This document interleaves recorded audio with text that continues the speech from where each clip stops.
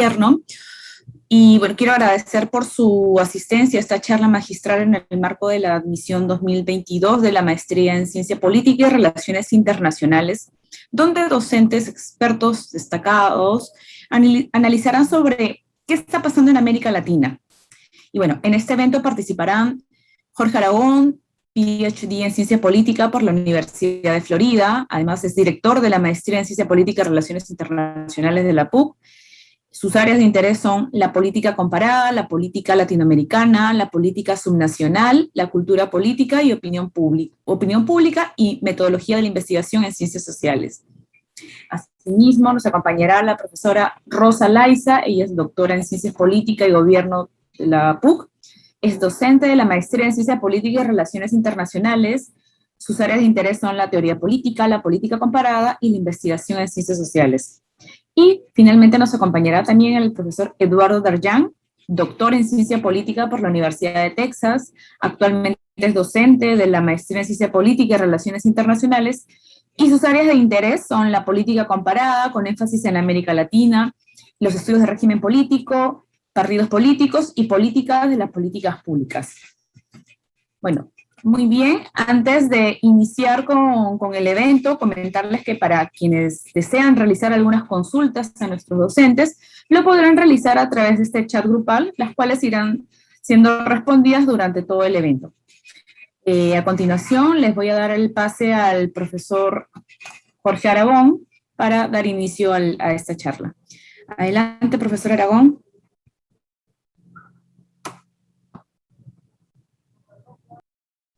Muchas gracias, Mariela. Muy buenas noches, muchas gracias por acompañarnos en esta oportunidad. Agradecer también de manera especial a mis colegas Rosa Laiza y Eduardo Darjan por acompañarnos esta noche. A ver, Mariela nos ha comentado, ¿no es cierto?, que estamos en pleno proceso, digamos, de una nueva admisión a la maestría en Ciencia Política y Relaciones Internacionales para el año 2022, tratando de mostrarles, ¿no es cierto?, lo que hacemos en esta maestría, los temas que se trabajan, y un poco también los docentes que son parte del cuerpo docentes que desde hace algún tiempo venimos organizando este tipo de eventos que tratan de ser, digamos, una conversación, un diálogo, ¿no?, sobre temas que son particularmente importantes en la coyuntura nacional, en la coyuntura mundial y en este caso en la coyuntura regional. Como ustedes podrán saber, o si no lo saben, se los cuento, la maestría tiene, digamos, dos concentraciones o dos especializaciones, una en política comparada y la otra en relaciones internacionales. Y hemos desarrollado un programa que nos parece puede ser atractivo para las personas que vienen directamente desde la ciencia política, pero también que pueden venir de otras disciplinas y que tienen interés en formarse en ciencia política y en relaciones internacionales. Para nosotros siempre es un gusto, digamos, recibir, acoger personas con diferentes intereses que tienen, digamos, una vocación, digamos, por conocer mejor de qué manera o de qué modo la ciencia política y las relaciones internacionales nos pueden ayudar en sus tareas profesionales, de investigación, y entonces en ese sentido nos sentimos, digamos, muy contentos de poder mantener este programa y de mantenerlo como ha venido funcionando en los últimos años. Entonces, sin más demora, pasemos de frente a lo que nos convoca esta noche. No somos los primeros que nos hacemos la pregunta sobre qué está pasando en nuestra región. De hecho, simplemente me parece que nos estamos sumando, ¿no?, a diferentes personas, instituciones, investigadoras, investigadores, académicos, que se vienen preguntando qué es lo que está sucediendo en nuestra región. Y creemos que eso tiene que ver con la constatación de una serie de procesos que parecieran haber iniciado un ciclo de cierto aceleramiento político. Procesos que se han valga la redundancia, acelerado, cambios que han resultado siendo significativos en los últimos años en términos económicos, políticos, sociales. Entonces, todo nos hace pensar que estamos llegando a un momento en el cual hay un conjunto de novedades que están marcando no solamente el presente, sino también el futuro de los países que conforman esta región latinoamericana. Entonces, en ese espíritu, en ese marco, ¿no? Esta noche lo que queremos hacer, sobre todo con mis dos colegas que están aquí conmigo, es un poco intercambiar impresiones, ideas, ¿no es cierto?, sobre lo que probablemente esté en juego en este minuto en nuestros países, y reconociendo, creo, que así como hay esta sensación de transformación, de cambio, de novedad, también hay una serie de acontecimientos que van como poniendo en cuestión lo que hasta hace poco veníamos afirmando sobre esos cambios y sobre esas transformaciones. Entonces, para, digamos, simplemente tratar de darle inicio a esta conversación, yo voy a cumplir la función de plantear algunos temas o preguntas generales y, por favor, siéntanse libres de contestarlos o de hablar de lo que les parezca más relevante sobre esta temática. Quisiera comenzar con una pregunta muy básica, ¿no es cierto? Como una invitación muy básica, ¿no? Y es, no solamente qué está pasando en nuestra región, sino preguntarles también hasta qué punto tiene sentido hablar de una región, ¿no es cierto?, como espacio en los cuales los procesos son fuertemente compartidos por los diferentes países. La pregunta me parece que nace, ¿no?, de la constatación de que dentro de esto que conocemos como América Latina, es cierto que hay procesos parecidos, pero también hay una serie de diferencias notables, ¿no?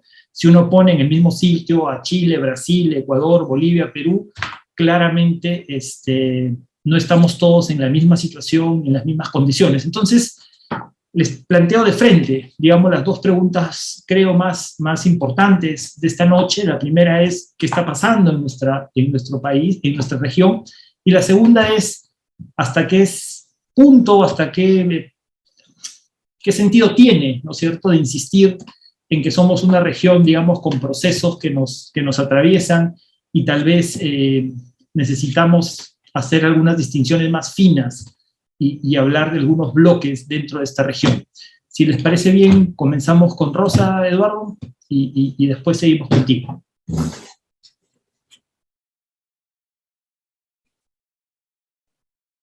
Buenas noches con todas y todos. Gracias por la invitación, Jorge.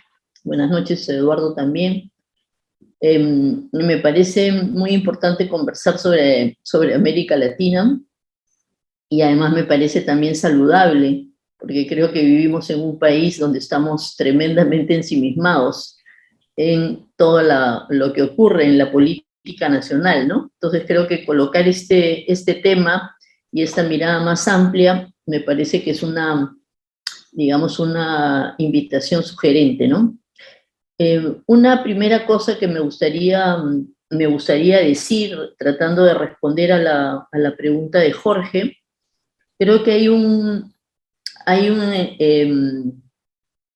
terreno común que tiene que ver con la globalización y cómo, digamos, tanto los estados como los mercados en América Latina se han organizado, digamos, bajo ciertas reglas, ¿no?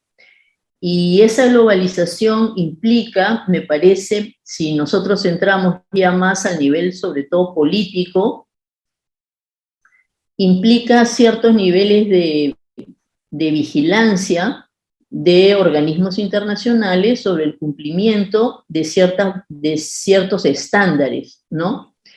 Y creo que eso está relacionado, digamos, con el funcionamiento de los estados, pero también está relacionado con el tema de la democracia y los derechos humanos, es decir, con el seguimiento de estándares internacionales, ¿no? Entonces, quiero colocar ese elemento porque es un piso común. Sin embargo, pues Jorge hacía la pregunta, ¿no? Si seguíamos hablando de una unidad. Ahí hay un piso común, pero obviamente ese piso común implica manejos distintos dependiendo de los países, ¿no? Y creo que ahí van a haber seguramente muchas diferencias, ¿no? Pero creo que luego de un montón de años, después del consenso de Washington, esta situación se ha estabilizado, digamos, ¿no? En términos de políticas, en términos de ciertos estándares, ¿no? Y me parece que ahí los países latinoamericanos, y no solo los países como países, ¿no? Sino diríamos también, por ejemplo, los sistemas judiciales en América Latina, ¿no? ¿Qué se espera de los sistemas judiciales? ¿Qué se espera de las contralorías? ¿Qué se espera de los...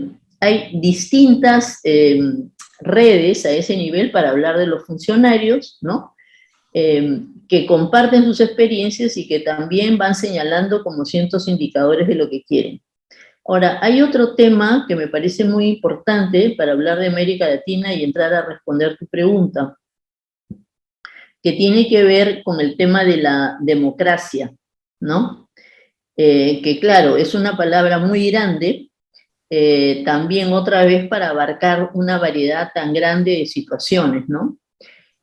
Y además no solamente es una palabra grande en términos conceptuales, sino que siempre ha sido para América Latina, en términos generales, un concepto o un enfoque difícil de concretar, ¿no? Y aquí no solamente estoy hablando a nivel institucional, sino también a nivel de lo que son las culturas políticas, ¿no? Es decir, lo que supuestamente son los valores de la democracia y cuánto los ciudadanos y los ciudadanos se sienten identificados con eso, ¿no? Creo que hay una, digamos, en muchos de nuestros países hay una tensión muy fuerte entre esa valoración a la democracia, cuando como una valoración que puede ser puesta en cuestión, digamos, muchas veces, cuando esa democracia no se encarga de resolver mis problemas cotidianos, ¿no? Y eso tiene que ver con el empleo, con la salud, con la educación, en fin, con la reproducción de la vida, podríamos decir, ¿no? Y ciertamente en estas mediciones que se hacen sobre la democracia, todavía, digamos, en el continente hay un nivel de aprobación decente, ¿no? Sin embargo, esta crítica o esta tendencia a la crítica de la democracia a lo largo de las décadas se mantiene y crece también, ¿no? Entonces, si nosotros comparamos esas tendencias, no encontramos que disminuyen, sino más bien que siguen creciendo, ¿no? Y eso, otra vez también nos podría plantear la pregunta de mirar esto en bloques, ¿no? En bloques distintos, porque ciertamente mirar Centroamérica, por ejemplo, con lo que se vive ahora en Honduras y en Nicaragua, ¿no? No es nada comparable con lo que se vive en otros países de Sudamérica, ¿no? Y al mismo tiempo en Sudamérica tenemos situaciones muy diferentes, ¿no? Es muy difícil que Perú lo podamos comparar con el Uruguay, por ejemplo, ¿no? Para hablar de cosas más concretas. Entonces, creo que ahí también hay un terreno para discutir un poco más qué es lo que está significando en el presente estas democracias, ¿no? Y una última cosa que quiero decir más, más puntual es cómo dentro de este enmarcamiento de la democracia, creo que el tema de la pandemia es un tema del cual no podemos dejar de hablar, ¿no? Y la pandemia justamente lo que ha hecho es poner al descubierto una serie de deficiencias y eso alimenta, digamos, el descontento, pero creo que en muchos de otros países no solamente el descontento frente al sistema político, frente a los líderes políticos, sino también alimenta, digamos, posturas encontradas, ¿no? una dificultad de encontrar un terreno común de conversación. Y creo que ahí, con eso termino esta primera intervención, creo que ahí el tema de fondo, que seguro Eduardo tocará, es de cuán institucionalizados están estos espacios de conversación y estas posibilidades de hacer acuerdos, ¿no? Teniendo posturas distintas. Creo que ahí hay un tema muy importante, justamente para medir también la solidez de la democracia, porque si no podemos conversar entre diferentes y no podemos hacer acuerdos para que el proceso político funcione, como nos pasa en nuestro país, difícilmente, digamos, hablar de democracia tiene mucho sentido, ¿no? Porque la dimensión institucional, que es la que mueve los recursos y la que mueve la vida política, de alguna manera está trancada, ¿no? O está polarizada, está enfrentada, ¿no? Entonces, ¿qué peso tiene ahí lo institucional y qué peso tiene también los actores, ¿no? Y sus perspectivas en el sentido de cuánto valoran la dimensión institucional como parte de un proceso de construcción de un país, ¿no? Lo dejaría como una pregunta, digamos, porque me parece que ahí hay todo un tema para discutir distintas situaciones. Muchas gracias, Rosa. Eduardo, por favor, cuando puedas. Perfecto, muchas gracias, Rosa, gracias, Jorge, un gusto ver a tanta gente conectada, ¿no? Región, ¿no? Es la gran pregunta que uno hace cuando hace política latinoamericana, ¿no? Es ¿qué hay de región? Creo que hay varias cosas de región, ¿no? Un continente que mal que bien son países de ingreso medio, una tradición de conquista similar, salvo Brasil, obviamente, de español en su mayoría, que es algo atípico en el mundo en desarrollo, ¿no? África o sudeste asiático, países pobres, tú tienes mucha más variedad de lenguas y está más mezclado lo que es el país colonizador, ¿no? En América Latina hay cierta homogeneidad en el castellano.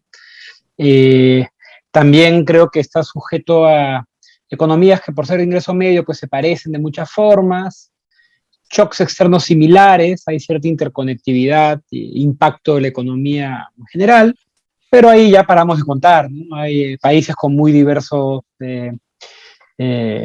diferentes importantes en la capacidad del Estado, a pesar de ser de ingreso medio. Tienes también diferencias importantes en, diría, ¿cómo llamarlo? La solidez del sistema político, ¿no? Creo que hay algunos que logran procesar mejor sus problemas, temas que otros. La concentración de riqueza también varía, el grado de informalidad también varía, ¿no? Hay diferencias que van a ser clave al momento, pues, justamente de mirar cómo pasan estas cosas. Y que son claves para entender un poco lo que nos está pasando, ¿no? Diría que para comprender o entender qué está pasando ahora en América Latina es importante irnos un poquito atrás y recordar que vivimos años buenos, ¿no? Hubo un boom económico que generó muchos conflictos, temas, tensiones, pero que en general impactó en tiempos democráticos a una parte importante de la población. Hubo muchas políticas sociales, reducción de la pobreza, podemos discutir la calidad de esa reducción, pero en general pues, fue un impacto grande en América Latina en general. Las economías crecieron, también fue un tiempo interesante en el cual hubo una serie de gobiernos que se llamó el giro a la izquierda. Siempre es un poco exagerado hablar de un giro, ¿no? A la izquierda, pero hubo muchos países en que se dieron gobiernos de izquierda de diferente tipo, diferente calidad, diferente impacto, ¿no? Diferentes además de relación con la democracia, unos más autoritarios, unos más socialdemócratas, ¿no? Venimos un poco de eso, ¿no? Luego también es o sea, unos años de mucho crecimiento y de justamente de cambio económico en el tipo de actividades que había en cada país. Surge la soya en Bolivia, Argentina, Brasil como un tema muy importante porque da mucho trabajo, mano de obra e impacta en regiones que no necesariamente antes tenían ese dinamismo económico. Las minas se vuelven un tema importante y fuente de dinero y también de conflicto en varios países de la región, el petróleo en otros, ¿no? Entonces fueron momentos de mucho cambio y en general diría de mayor riqueza en varios países, una situación pues interesante, ¿no? Interesante para la región.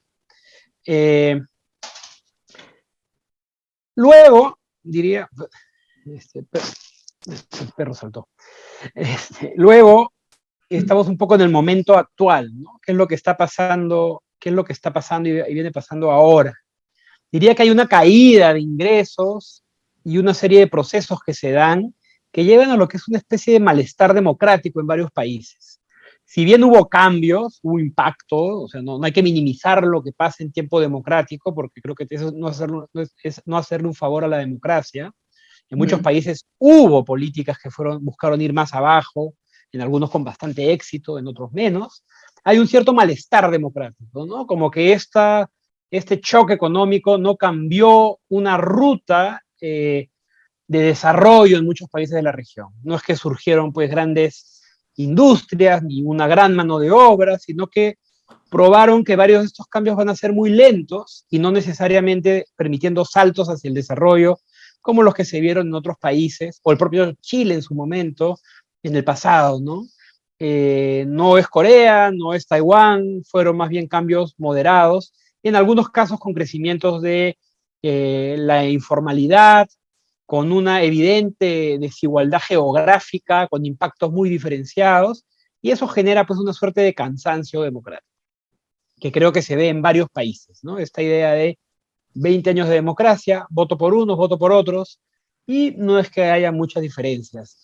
La señal más fuerte de eso creo que fue lo que está pasando en Chile, ¿no? Como un movimiento crítico a lo que tenías y al mismo tiempo una contraola de decir, oye, guarda con la crítica, que podemos perder lo que tenemos, y una sociedad en tensión, ¿no? Quiero cambios, pero también cuidado dónde van esos cambios. El modelo y el caso chileno es muy interesante para explorar todo eso.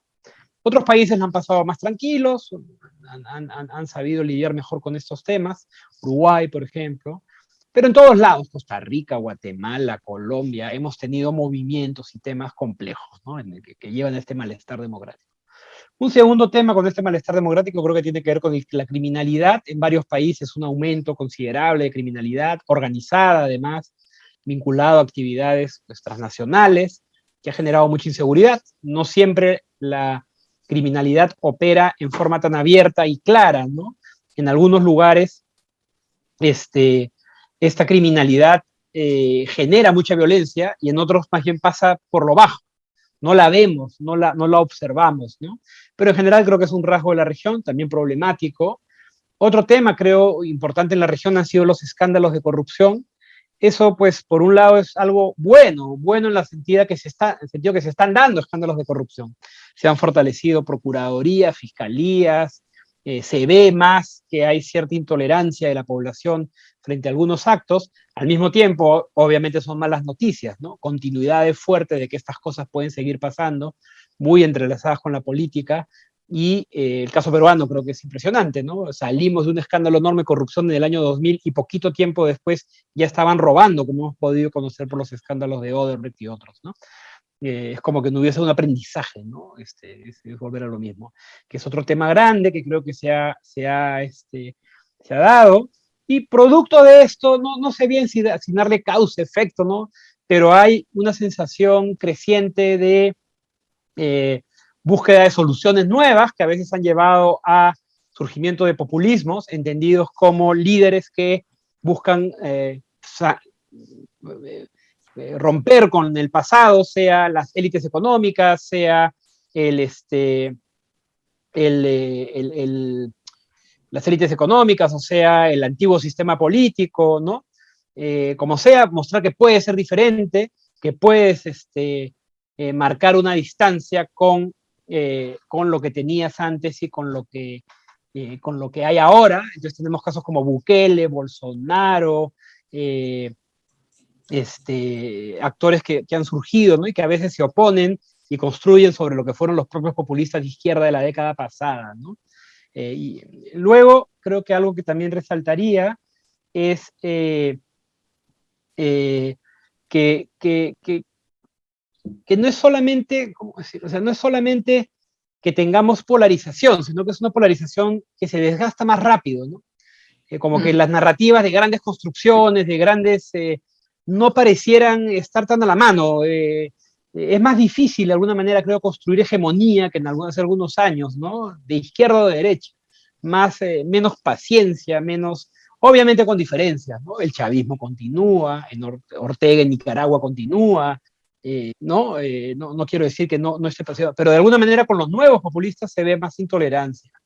Y creo que también un fenómeno silencioso, más optimista, para terminar en un tono más optimista, es que sí ha habido procesos bien interesantes de reforma del Estado, a veces muy silenciosos, poco conocidos, por debajo del radar, que han marcado diferencias con el tipo de estados que tenemos hoy en día. No saltos cualitativos enormes, pero sí condiciones diferentes en lo que es ejercer la función pública en la región. Y creo que esas son cosas que no se valoran porque no tienen titulares y no son tan evidentes, pero creo que cuando miremos en el largo plazo, si no nos acaba el calentamiento global antes, diremos que estos casos fueron años en que los estados de América Latina sí lograron avances importantes en lo que es los servicios a su población. Eso sí creo que uno ve una tendencia silenciosa que va creciendo. Ahora, estos cambios que se han dado alcanzan como para decir que la democracia está sentada. Yo creo que hay muchas razones para pensar que no, en el pasado reciente, ¿no? Pueden haber nuevas formas autoritarias que ganen hegemonía, puede haber un desgaste más lento de la democracia que nos lleven a situaciones como la peruana, en esta especie de trampa, ¿no? Que uno puede ver, se viene la vacancia y luego ¿qué? Nadie va a poder sostener el poder, nos hemos acostumbrado a reglas de este tipo, debilidad de los gobernantes. Entonces, no necesariamente el autoritarismo es la única mala noticia para la democracia, porque más pueden ser autoritarismos inestables también, si no podríamos tener una situación de democracias en constante flujo y, por tanto, comenzando a golpear de peor manera lo que son las condiciones de vida, ¿no? Entonces, creo que es un momento clave. En algunos países les está yendo bastante mejor, van a salir. En otros países estamos más bien preguntándonos cuál va a ser nuestra nueva normalidad y estamos en pleno proceso de cambio, ¿no? Gracias.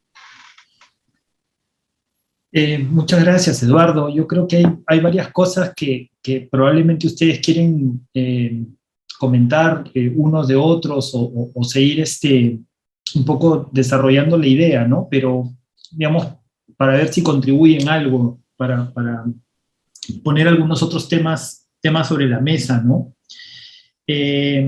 Yo comparto un poco la sensación de ambos dos en el sentido de que el escenario es un poco abierto, ¿no? No podría decir incierto, abierto, ¿no?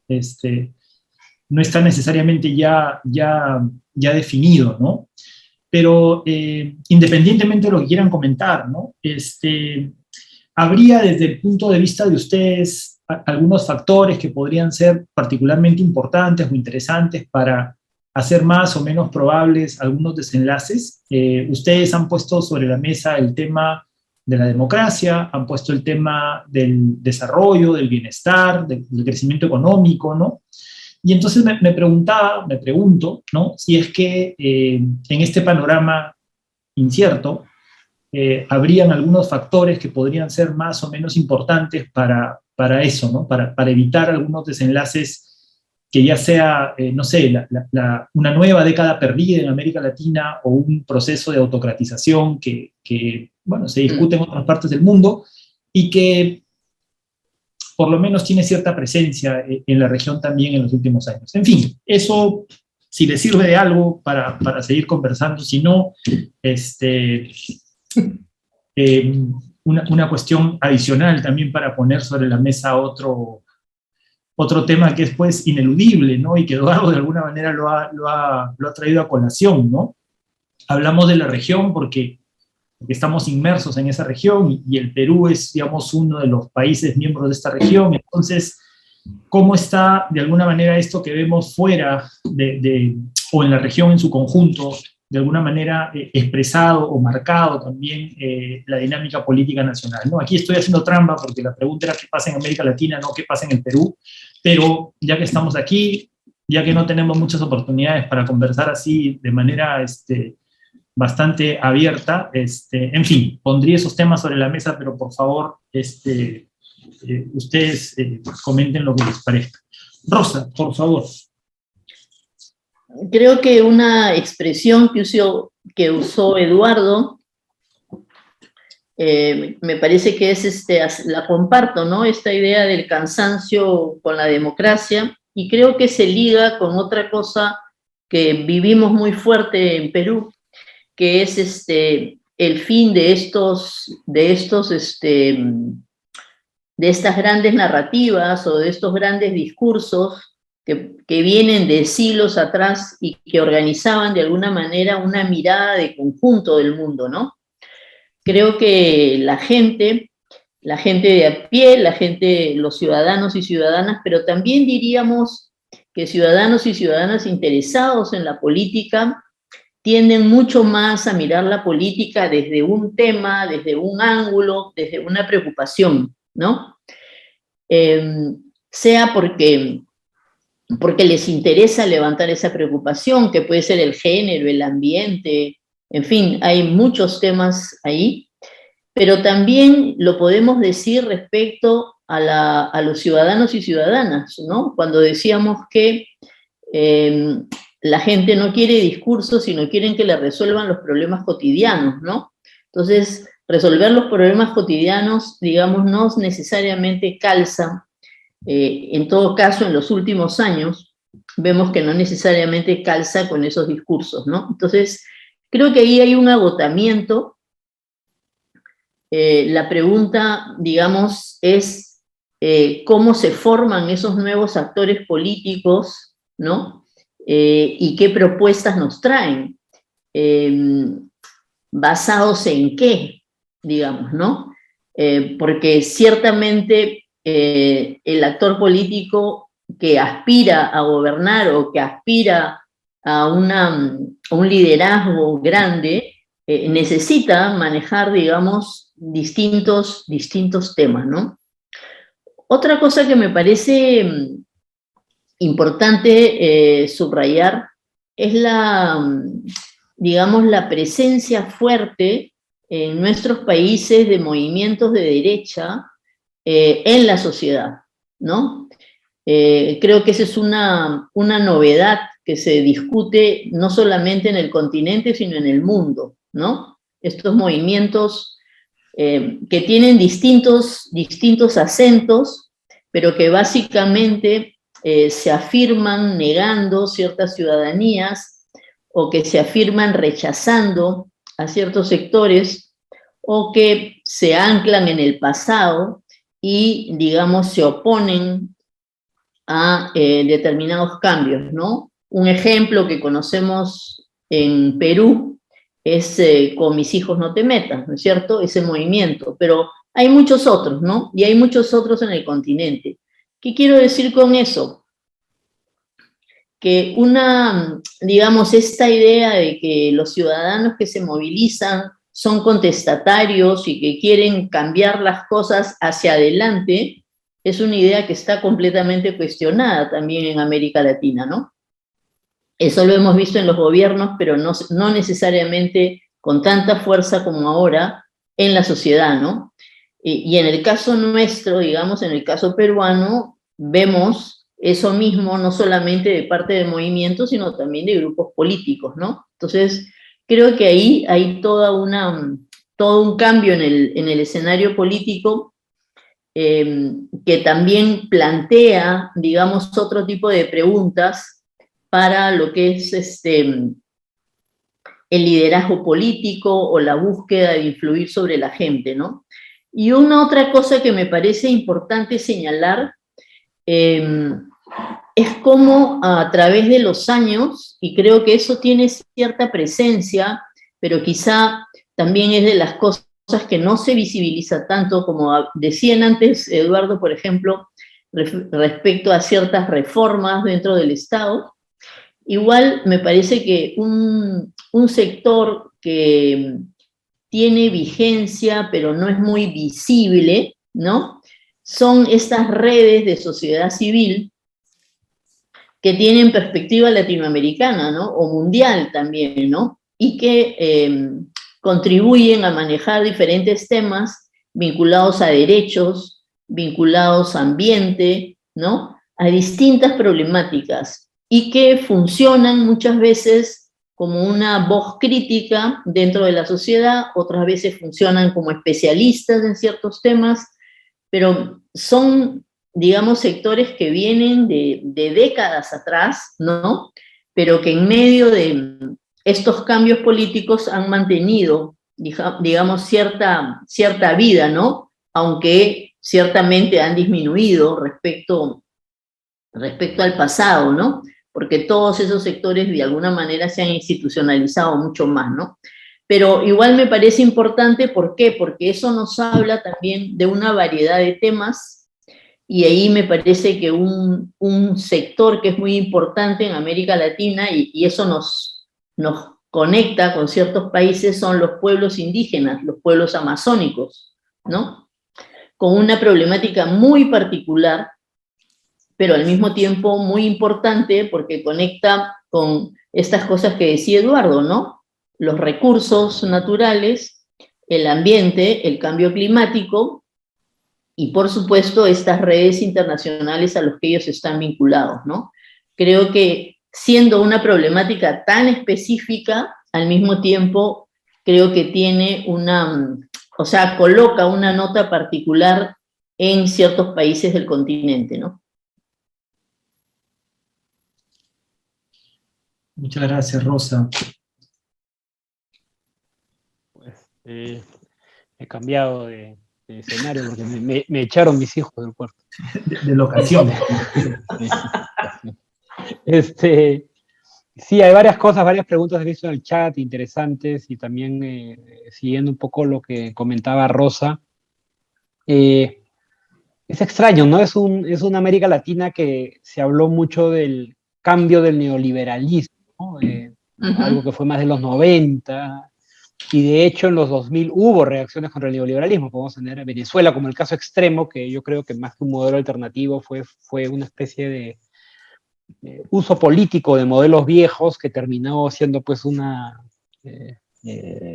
desastre completo, pero no es que sea una alternativa al neoliberalismo, porque pareciera que más que alternativas al neoliberalismo, lo que ha habido en la región ha sido, en algunos países más que en otros, la recuperación de la importancia de algunos servicios sociales, la preocupación por el seguro social, la construcción o intento de búsqueda de reguladores más fuertes, ¿no? Pero creo que no es necesariamente pues un cambio en un mundo post-neoliberal, porque hay muchas cosas del neoliberalismo que creo son más de sensatez y sentido común de lo que se reconoció en su momento. O sea, cuidar déficits, mantenerlo macro, pues parece ser cosas que debería hacer cualquier gobierno si es que quiere mantener la situación más o menos en orden. Y más bien lo que hay son búsqueda o interés de buscar alternativas en algunos temas de que produzcan más bienestar, ¿no? La parte pública de muchas cosas, reguladoras más fuertes frente a un mercado privado que ha crecido, temas de control financiero. Hay una serie de espacios donde yo diría que está en disputa cuáles son las políticas públicas más adecuadas o cómo avanzar temas de poder básicos con respecto a lo que fue un modelo que, de nuevo, tenía también muchas continuidades con el pasado, ¿no? No es que a veces me da risa cuando dicen el sistema de salud está como está por culpa del neoliberalismo. Tú dices, oye, un momento, ¿no? Podemos hacer argumentos que señalen que en algunos países donde hubo reformas neoliberales se desatendió una dimensión social, pero eso no significa que lo que había antes del sistema de salud era un sistema sostenible, por decirlo de alguna manera. Podemos tener también países donde no hubo reformas neoliberales profundas y el sistema de salud era un desastre y sigue siendo un desastre, ¿no? Entonces, en esa discusión de políticas públicas, de política de las políticas públicas, es en la que estamos ahora. Creo que hay una suerte de conciencia de que el desarrollo rápido no va a llegar más allá de posiciones políticas, ¿no? Ni la derecha que dice voy a traer orden, que pareciera que ya no es posible, porque esa prédica de orden a lo Bolsonaro encuentra una resistencia social muy grande. No es tan fácil pues sentar a los militares conservadores y a los jueces conservadores y a los empresarios conservadores todos juntos y poner orden como les gustaría a algunos, sino más bien lo que tienen son sociedades pues muy complejas, ¿no? Donde esos intentos terminan produciendo lo que estamos viendo hoy en Brasil, que pueden ser muchos conflictos. Por el otro lado tienes a Bukele, ¿no? Que te muestra que todavía es posible construir hegemonías más conservadoras, con un tinte más juvenil, si se quiere, pero que avanzan y logran popularidad y es pues muy difícil de controlarlo democráticamente, ¿no? Entonces diría que en este momento pues lo que tenemos es este mundo de políticas públicas y de recetas que han caído y donde hay poca ilusión de las promesas de cambio profundo, ¿no? Porque de alguna manera incluso las más fuertes y las más radicales se topan con limitaciones técnicas, con limitaciones de contexto, con lo que realmente puedes hacer para que a tu país le vaya bien. O sea, nos lleva a una nueva discusión como las que había hace años sobre el desarrollo, ¿no? El modelo este no tuvo el resultado esperado, pero ¿cuál modelo puede tenerlo, ¿no? Esa es un poco la discusión. Y el otro tema que salió en las preguntas, lo tocó Rosy, también está ahí, es algo que yo había colocado en mi exposición, pero se me pasó, es el momento conservador, ¿no? Que hay un activismo conservador que ha copiado formas, repertorios de que estaban más asociados con la izquierda, pero que ahora se han generalizado, que corta también un activismo conservador que antes estaba más asociado a clases altas o medias y que ahora se ha popularizado también en varios países y que tiene este componente de la religión que es muy interesante porque no estaba ahí, ha crecido rápidamente y de nuevo varía muchísimo, ¿no? En Chile, Uruguay, Argentina es un poco menor, pero tenemos lugares como Brasil, Perú, Centroamérica, donde esta nueva ola de conservadurismo neopentecostal ha crecido y se ha dado la mano con conservadurismos más de élite, ¿no? Que habían perdido de alguna manera la calle. Y esas alianzas pues, son novedosas en la región y creo que están llevando a situaciones complejas de nuevo también para la democracia, difíciles, ¿no?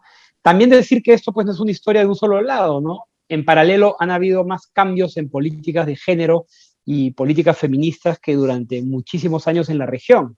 Tienen movimientos feministas que han alcanzado en varios países temas como que pues antes estaban vedados, como la legalización del aborto en su momento, como también el avance del matrimonio igualitario, ¿no? Cosas que en la región eran considerados impopulares, que no se iban a dar, y de repente, blum, blum, blum, no, se fueron dando en paralelo a estos movimientos conservadores, ¿no? Brasil es un excelente ejemplo de eso, ¿no? Brasil tiene de todo, ¿no? Tiene sociedad civil de todo tipo, enfrentada, complicada, chocando, tienes autoritarismo de derecha, tienes izquierdismos de los más radicales a los más moderados, y tienes una sociedad vibrante que es muy difícil de nuevo de decir, te la puedo ordenar, ¿no? Entendiendo que yo voy a venir a poner un orden determinado. Lo mismo se aplica también en varios de estos países hacia la izquierda, ¿no? Pensar que un Chávez podría construir el tipo de poder que construyó ya se hace difícil en varios países de América Latina, ¿no? Como que la propia experiencia enseña que hay cosas que hay que controlar de otra manera. Eso, como digo, no quiere decir que no haya otras malés, como dicen los franceses, ¿no? Otras enfermedades o debilidades democráticas que nos pueden llevar a otras formas de autoritarismo o a democracias de muy mala calidad, de tan mala calidad que terminen pues degradando a las propias sociedades lentamente, ¿no? Muy bien, colegas. Yo creo que estamos ya llegando al final de esta conversación. Espero que tengan razón en varias de las cosas que han planteado, del país, de la región, ¿no? Quisiera, ustedes han visto ahí varias preguntas, no sé, ya han hecho mención a algunas de ellas. Si tienen unos últimos minutos, si quieren abordar alguno de los temas que no hayan todavía tocado en el tema de las preguntas, agradecerles de nuevo, digamos, el tiempo, la dedicación. Y nada, insistir en que creo que vale la pena de vez en cuando seguir conversando sobre estos temas y tratar de manera conjunta encontrar algún tipo de pistas a lo que viene sucediendo. Entonces, no sé si Rosa, para cerrar, tienes algo más que añadir, y si no, después Eduardo, y ya estaríamos cerrando esta reunión.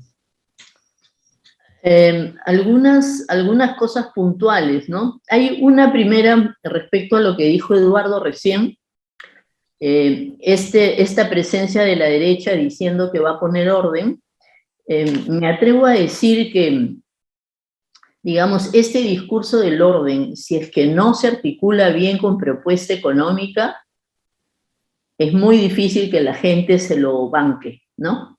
Porque creo que el tema de demandas por cuestiones concretas es muy importante, ¿no? Y que justamente esa demanda de los temas concretos de la vida cotidiana, trabajo, salud, educación, en fin, tiene justamente que ver con esto que decíamos que es este malestar acumulado, ¿no? Entonces, un sector que dice yo quiero poner orden, pero no me está dando esta otra cosa, le está faltando una pata, ¿no? O sea, su discurso puede ser interesante para algunos sectores, pero creo que ahí pueden tener un problema. Y la pregunta es, ¿qué ofrecerían también, no? ¿Qué plantearían? ¿Qué políticas públicas en concreto señalarían, no? Y luego también decir otra cuestión que me parece importante, que no hemos mencionado y que en el caso de Perú, y creo que en algunos otros países de América Latina también es fuerte, es esta tendencia de sectores de la sociedad a buscar formas de resolver sus problemas, su sobrevivencia, por diferentes caminos, ¿no? Y eso ha llevado, o sea, en muchos sectores eso ha llevado a actividades ilegales, por ejemplo, ¿no? Que si la minería ilegal, que, en fin, hay un conjunto de cosas. Pero hay otras que no son necesariamente ilegales, que están ahí como en la esquinita, ¿no? Pero que tienen que ver justamente con esa informalidad, ¿no? Y quizá ahí llamar la atención sobre el caso peruano, porque creo que el caso peruano respecto al resto de América Latina tiene un nivel de informalidad muy alta, ¿no? Y entonces, esa informalidad también de alguna manera nos está hablando de que otra vez, ¿no? Regresando, ¿para qué me sirve la política si no me resuelve? Yo me resuelvo, ¿no? Yo me entiendo con mi vecino y con el otro y ya veo cómo arreglo, ¿no? Cómo construyo informalmente y, en fin, cómo hago negocio informal y todo lo demás, ¿no? Entonces, creo que eso que es tan fuerte en el caso peruano, me parece que también es otra de las fuentes para la discusión de la política y de la democracia, ¿no? Y que no, creo que para los que queremos entender el país, me parece muy importante como un tema a trabajar más a fondo, ¿no? Porque decimos la informalidad y en realidad la informalidad no existe, ¿no? Lo que existen son un montón de situaciones informales y no las conocemos bien, ¿no? Y creo que ahí hay un tema muy importante para lo político, ¿no? Y lo último es este asunto que se preguntaba sobre la religión. Yo dije algo en mi intervención. Me parece que así como los temas vinculados a la vida cotidiana han entrado a ser parte de la política, ¿no? Hemos hablado del género y hay distintos temas ahí. Entonces, la religión y la gente vinculada a las iglesias, ¿no? Que considera que ese es un factor importante en su vida, es susceptible de desarrollar una práctica política vinculada, digamos, a los valores que aprende la religión. Entonces, creo que la religión de muchas maneras está presente en la vida pública, ¿no? No solamente como movimiento conservador, también hay sectores que trabajan en otros sentidos, ¿no?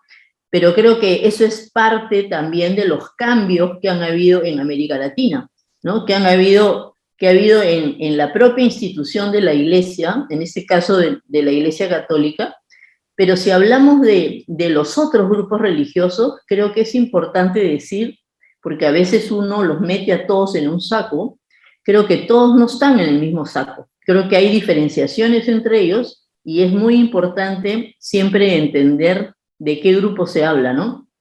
Y hay también, de parte de estos sectores, una demanda de reconocimiento por parte del Estado peruano, ¿no? ¿Por qué se reconoce a la Iglesia Católica y a nosotros no? ¿Por qué no se nos dan esos privilegios que se le da a la Iglesia Católica? Entonces, bueno, eso es parte del acumulado, como venimos diciendo, ¿no? Y entonces no sorprende tampoco la presencia, digamos, de estos sectores en la vida pública y en la vida política, ¿no?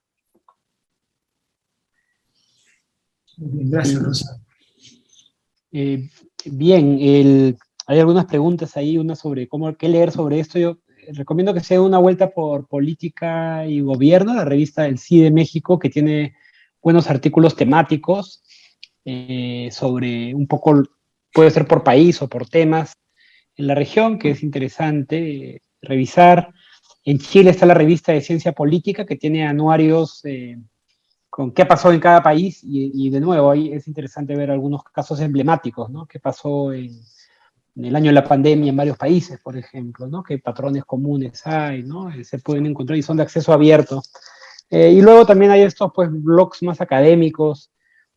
Para Chile yo miraría mucho las cosas que está haciendo Juan Pablo Luna, sobre democracia y el malestar de la democracia en Chile. Él lo dijo desde bastante antes que explotara todo. Él veía pues que él es uruguayo viviendo en Chile y no entendía bien cómo este sistema se mantenía estable, ¿no? Es decir, esto se tiene que reventar en algún momento, ¿no? Hay riqueza, hay bienestar, pero está muy segmentado, ¿no? Y bueno, explota, ¿no? Entonces, diría que ahí tienen boletines o cosas de Diego Portales, de la Universidad Católica de Chile, pueden ver más el caso chileno. Lo otro, me preguntan sobre si la polarización de las élites. Yo creo que es un poco con referencia a mi libro del 2009, que habla de estas élites que actúan de acuerdo a su conveniencia, ¿no? Y eso hace muy inestable la democracia. Creo que la polarización nos está mostrando esto, ¿no? Los que hoy consideran que un pedido de vacancia es legítimo son los mismos que mañana podrían decir que no lo es, ¿no? Porque rápidamente se cambia, y eso, obviamente, ese tipo de polarización con miradas de corto plazo son todo lo contrario a lo que fue la construcción democrática de los años 80, 90, que era más bien pactos para pensar el mediano plazo, ¿no? Creo que ahora en varios países hay esta mirada muy cortita, del cual no quiero hablar de que todos son iguales, porque me parece que ese discurso de la equidistancia, o sea, hay polarización de izquierda y derecha, es falso. En cada país hay que mirar quién está realmente más polarizado o menos polarizado. En mi opinión, en Brasil, la derecha está más polarizada que la izquierda, pero en Nicaragua, obviamente, la izquierda está, pues, jala mucho más hacia el lado autoritario que la derecha, ¿no? Hay que mirar país por país, pero en general creo que sí, lo que estamos viendo en varios países de la región es que algunas garantías y cuidados democráticos que se daban en esos países con estas sentencias centrípetas de los actores políticos para conversar se han roto, y se está imponiendo una lógica más parecida a esta de élites que toman decisiones de acuerdo a su conveniencia sin pensar en cómo se les puede aplicar incluso en contra, ¿no? Tal vez el caso de Campeonato sea Perú, cuando inician los procesos de corrupción contra Ollanta Humala, un montón de los que saltan a cuchillarlo, ¿no? A decir, excelente, y ves claro, organización criminal, y es claro que es delito, son los mismos que poco tiempo después iban a estar procesados, ¿no? Yo creo que ese es un buen ejemplo. En este caso, bueno, felizmente las investigaciones avanzan, pero es un buen ejemplo de una élite política que prefiere matar al contrario que pensar en su propio resultado. ¿Qué va a pasar si yo llego a estar en el poder? Creo que este ejemplo de corto plazo se aplica también a la forma en que se conducen oposición y gobierno muchas veces en el poder, y eso son malas noticias. Sin embargo, varía mucho de país en país, ¿no? De nuevo, ¿no? Una cosa es Uruguay frente a fenómenos de radicalización, la izquierda es más socialdemócrata, la derecha es más moderada, Costa Rica también es un caso especial, particular, no es que toda América Latina esté así, ¿no? Creo que hay espacios para construir, un poco atemperar las cosas y bajar el tono, ¿no? Eso. Bueno, muchísimas gracias una vez más, y muchas gracias a los que nos han acompañado. Espero que lo hayan disfrutado tanto como yo. La idea es seguir en algún momento con este tipo de eventos, más allá de la convocatoria y la maestría. Nada, muy buenas noches. Quienes tengan alguna pregunta sobre la maestría, todavía nos vamos a quedar un rato más por aquí. Muchas gracias, Rosa, muchas gracias, Eduardo. Los esperamos pronto aquí. Bueno, buenas noches, y bueno, voy a enseñar algo de política latinoamericana, un electivo este semestre, y probablemente lo repite el próximo si les interesa ese tema. Hago publicidad para la maestría. Muy bien, Chao. muy bien. Nos vemos. Chao. Chao, Gracias, Jorge. Rosa. Chao, Eduardo. Muy amable. Profesor, Hasta sí, luego. muchísimas gracias, profesor Daryan, profesora Laisa, profesor Aragón. Sí, bueno, antes de brindarles esta breve información de la maestría, les pedimos a los asistentes, antes que se vayan, que por favor queremos escuchar sus opiniones, puedan completar esta encuesta que acabo de compartir por el grupo. Es muy breve nada más, y a continuación solamente 2 minutos para quienes están interesados, ¿no? Estamos en la convocatoria 2022 de nuestra maestría, y les vamos a brindar un poco de lo que se trata y para que puedan estar al tanto de las fechas, ¿no? De todo este proceso de admisión. Adelante, Mileyson.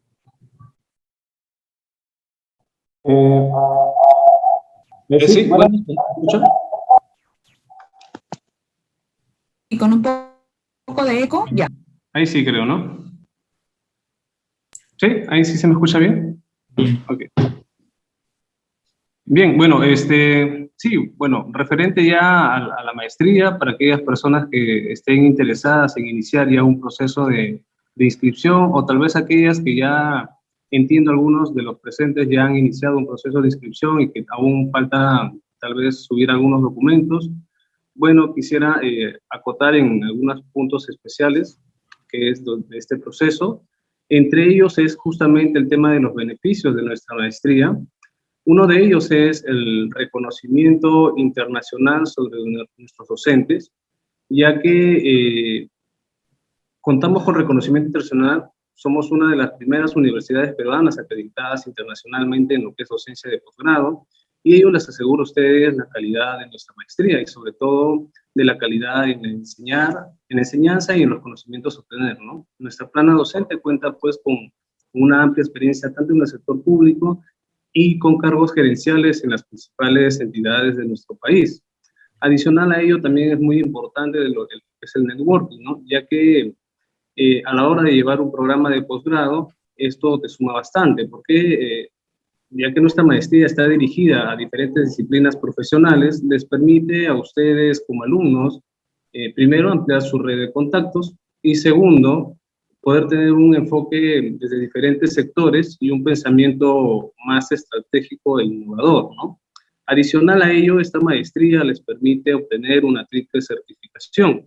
La primera es el grado de magíster en Ciencia Política y Relaciones Internacionales, con mención ya sea en Relaciones Internacionales o en Política Comparada. Adicional a ello, hay un diploma de posgrado que se le entrega en Ciencia Política o en Relaciones Internacionales a nombre de la Católica.